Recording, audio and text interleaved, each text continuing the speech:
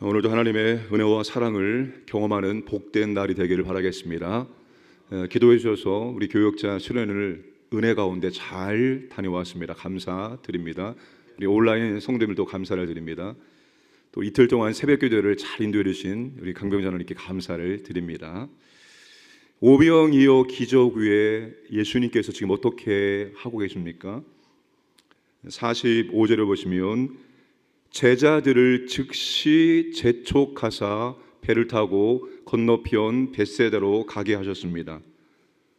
그리고 예수님은 홀로 기도하러 산으로 가셨습니다.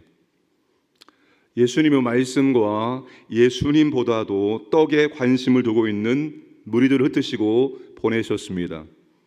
또한 무리들의 환호에 도취되어 헛된 기대를 품게 될 제자들을 흩으시고 건너편으로 가게 하셨습니다. 예수님 자신은 기도하기 위해서 산으로 가셔서 홀로 하나님을 독대하였습니다. 인기, 환호, 칭송, 성취, 업적, 이 모든 것들이 우리로 하여금 하나님의 뜻에서 이탈하게 만드는 위험한 것들입니다. 하나님의 은혜 가운데 이루어지는 결과물인데 그 하나님의 은혜로 주어진 결과들이 우리로 하여금 하나님의 뜻에서 이탈하도록 만들 수 있다는 사실입니다. 이럴 때 우리가 할 일은 홀로 하나님께 기도하는 것입니다. 홀로 하나님께 기도하는 것입니다. 아무리 바빠도 아무리 피곤해도 인기와 환호가 대단할지라도 위대한 업적과 성취를 이루었을지라도 우리가 가야 할 자리는 그런 곳이 아닙니다. 우리가 있어야 될 자리는 홀로 하나님께 기도하는 자리입니다. 홀로 하나님께 기도하는 것과 기도하지 않는 것은 엄청난 차이를 만들어냅니다. 그래서 기도의 차이가 신앙의 차이라고 말하는 것입니다. 홀로 하나님께 기도했던 예수님과 기도하지 않은 제자들은 전혀 다른 결과를 만들어내고 있습니다. 홀로 하나님께 기도했던 예수님은 물 위를 걷는 놀라운 기적을 행하셨지만 기도하지 않는 제자들은 또다시 풍랑 가운데 두려워 떠는 것을 우리가 확인할 수가 있습니다. 주님은 기도하고 계시는 동안 제자들이 어떤 일을 만나고 있습니까? 48절에 제자들이 힘겹게 노를 젓고 있습니다. 이때 시간이 밤 사경 새벽 3시입니다. 한 치 앞도 보이지 않는 암흑의 시간입니다. 설상가상으로 역풍까지 덮쳐서 방향도 잃어버리고 노를 젓고 있지만 그 노를 젓는다고 해서 배가 앞으로 나가겠습니까? 나아가지 않겠지요. 제자들은 지금 두려움 속에서 헛된 노질만 계속 되풀이하고 있을 뿐입니다. 그때 주님이 제자들을 찾아오십니다. 우리가 여러분 그럴 때가 있습니다. 나아질 기미가 전혀 보이지 않고 열심히 하는데 깐에는 정말로 열심히 하고 있는데 열심히 노를 젓고 있는데 앞으로 나갈 기미는 보이지 않고 그냥 제자리에 빙빙 도는 것처럼 느껴지게 되어지고 어떠한 결과도 어떠한 열매도 보이지 않는 그런 상황에 처할 때가 있다는 것입니다. 헛수고만 계속 연거푸하는 그런 상황입니다. 그때 여러분 48절에 보시고 예수님은 제자들과 멀리 떨어져 있었지만 주님의 시선이 어디를 향하고 있었습니까? 주님의 시선은 제자들을 향하고 있었습니다. 우리가 주님을 붙드는 것 아니요, 우리가 주님을 보는 것은 아닙니다. 주님이 우리를 붙드는 것이고 주님이 우리를 보십니다. 우리의 시선이 하나님께 주님께 고정되어야 한다는 것을 알고 있지만 우리의 시선은 아주 쉽게 주님을 벗어나기 쉽습니다. 그런데 주님은 기도하는 가운데에서도 주님의 시선은 한 번도 제자들을 바라보지 않았을 적이 없습니다. 주님은 그 기도하는 시간에 제자들을 바라보시고 계셨습니다. 그리고 결정적인 순간에 예수님께서 제자들을 구하기 위해서 그들을 찾아가십니다. 한 치 앞도 보이지 않고 나아갈 수 없는 상황, 막막한 바다 한가운데 있더라도 주님이 나를 지켜보시고 내 상황을 너무나 잘 아시고 내가 할 수 없을 때 찾아오신다는 것입니다. 주님이 선한 목자이시기 때문에 이러한 일들이 가능하십니다. 선한 목자는 한순간도 자기의 양을 끊임없이 바라봅니다.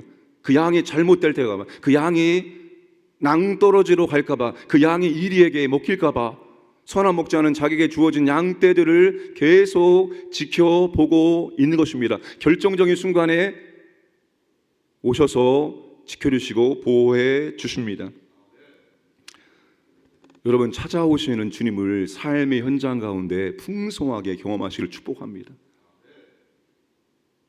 주님을 풍성하게 만나야 됩니다. 어디에서? 예배드리면서, 기도하면서, 삶의 현장 가운데서 찾아오시는 주님을 우리가 풍성하게 만날 수 있어야 됩니다. 그분과 자주 만나야 됩니다. 그게 나의 간증이 되어야 됩니다. 내 삶 가운데 간증이 없어요. 주님 만난 간증이 없어요. 이건 심각하게 나의 신앙생활을 점검해야 됩니다. 간증이 없다는 것이 무엇을 의미하는 줄 아십니까? 간증이 없다는 것은 내가 지금 주님 뜻대로 살지 않고 있다, 내가 주의 말씀에 순종하지 않고 있다, 이런 것일 수 있습니다. 우리가 주님 뜻대로 살고 있으면, 주님의 말씀에 순종한다면 주님은 우리 가운데 삶에 찾아오셔서 우리에게 간증을 만들어 주십니다. 매일매일 간증이 만들어지는 삶을 살아야 되는 거예요. 10년 전 간증, 20년 전 간증, 작년에 있었던 간증이 아니라 매일매일 만들어지는 간증을 우리가 갖고 있어야 됩니다. 여러분, 삶의 현장 가운데서 주님을 풍성하게 만나시기를 주님의 이름으로 축복합니다. 예수님이 찾아오셨을 때 제자들이 어떤 반응을 보입니까? 49절에 유령인가 하여 소리를 지르고, 50절에 그들이 다 예수를 보고 놀람이라, 51절에 제자들이 마음에 심히 놀라니. 제자들이 물 위를 걸어오시는 예수님을 유령으로 여겼습니다. 내니 두려워하지 말라, 주님의 음성을 들었고, 주님이 배에 오르신 후에 또다시 바람이 잠잠해지는 것을 보고 그들의 목적지까지 안전하게 도착하는 것을 경험했습니다. 그런데 지금 그들이 심히 놀라는 데 그쳤습니다. 이 놀람도 긍정적인 놀람이 아니죠. 제자들이 주님에 대한 합당한 반응을, 올바른 반응을 보이지 못하고 있습니다. 주님 감사합니다. 역시 주님은 대단하십니다. 주님께 감사와 찬송과 영광을 돌리는 것이 아니라 그런 반응을 보이지 못하고 있다는 것입니다. 이유가 뭘까요? 제자들이 왜 그럴까요? 52절 말씀을 함께 읽겠습니다. 이는 그들이 그 떡 떼시던 일을 깨닫지 못하고 도리어 그 마음이 둔하여 졌음이로라. 제자들이 여러분, 오비영이요라는 아주 특별한 이적을 얼마 전에 경험했죠. 마가복음에서는 바로 경험했죠. 그 전에 풍랑을 잠잠케 하시는 주님을 경험했습니다. 그들은 여러분, 놀라운 주님의 능력을 이미 풍성하게 경험을 했습니다. 그럼에도 불구하고 제자들이 주님을 유령으로 여기고 주님의 음성을 들었건만, 주님이 그 배에 함께 했건만, 제자들이 보인 반응은 합당한 반응이 아니었습니다. 왜 그랬을까요? 제자들이 이적을 통해서, 능력을 통해서 예수님이 누구신가에 대한 답을 찾은 것이 아니라, 다시 말하면 제자들이 정말로 주님을 경험하고 주님을 알아가는 데 초점을 두지 않고 그들 역시도 무리들처럼 이적 자체에 열광했기 때문입니다. 저는 그리스도인들에게 기적은 일상이 되어야 한다고 생각하는 사람입니다. 어쩌다가, 물론 우리가 지금 숨쉬고 우리가 먹고 마시는 것, 우리가 살아가는 것 자체가 기적 가운데 진행되고 있는 것입니다. 하루하루가, 평범한 하루하루가 기적의 연속이죠. 매 순간이 기적의 연속입니다. 그런 기적도 기적을 여기고 기적에 감사해야 되겠지만, 특별한 기적들을 우리는 정말 우리의 힘으로, 능력으로 감당할 수 없는, 주님만 할 수 있는 기적을, 능력을 우리는 정말로 너무나 자연스럽게 경험을 해야 합니다. 그러나 여러분들이 체험주의에, 신비주의에, 기적주의에 빠지지 않기를 원합니다. 그래서 예수님이 누구신지를 놓치지 않기를 원합니다. 기적이, 능력이 더 중요하고 기적을 베푸신 예수님이 어떤 분이신지를 놓치지 않기를 원합니다. 그 기적, 그 능력, 그 이적은 전부 다 주님이 어떤 분이신지를 보여주는 것들입니다. 그걸 통해서 주님을 더 알아가야 됩니다. 주님을 더 깊이 알아가고 주님을 더 깊이 경험하도록 우리에게 이적을, 능력을 주님이 우리 가운데 베풀어 주시는 것입니다. 그 은혜를, 그 권세를 그래서 우리 가운데 베풀어 주시는 것입니다. 주님을 알아가는 것보다 더 집중하고 있는 일은 없어야 됩니다. 그 능력을, 기적을, 은혜를 통해서 주님이 어떤 분이신지를 우리는 더 알아가야 되고 주님과 더 친밀한 교제의 관계가 되어야 합니다. 여러분, 주님을 더 많이 알아가길 원합니다. 우리 사람도 그렇잖아요. 내가 좋아하는 사람 있잖아요. 그래서 더 만나기를 원하고 함께하기를 원하는 사람들 있잖아요.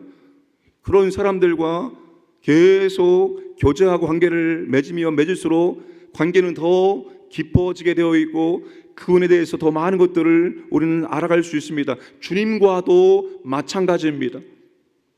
주님을 만나고 주님을 알아가는 기쁨이, 즐거움이 다른 어떤 기쁨과 즐거움보다도 더 해야 되는 것입니다.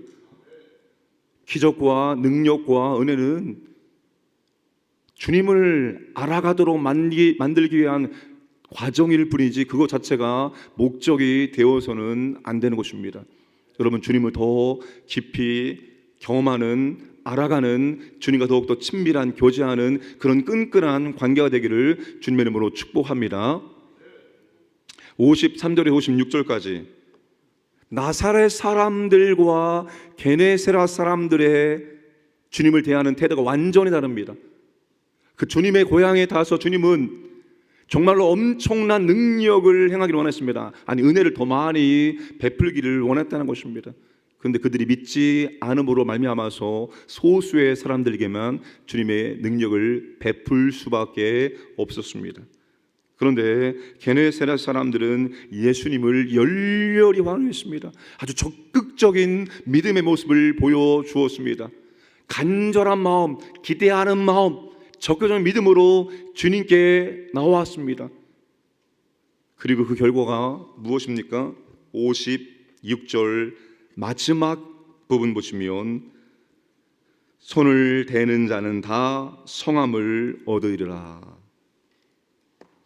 적극적인 믿음으로 간절한 마음으로 주님께 나온 사람들, 주님의 옷자락에 손을 댄 사람들은 전부 다 나음을 받았습니다.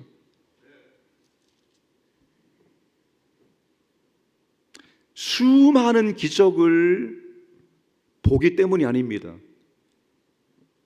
믿음으로 반응하는 사람들만 주님의 능력을 체험할 수 있습니다.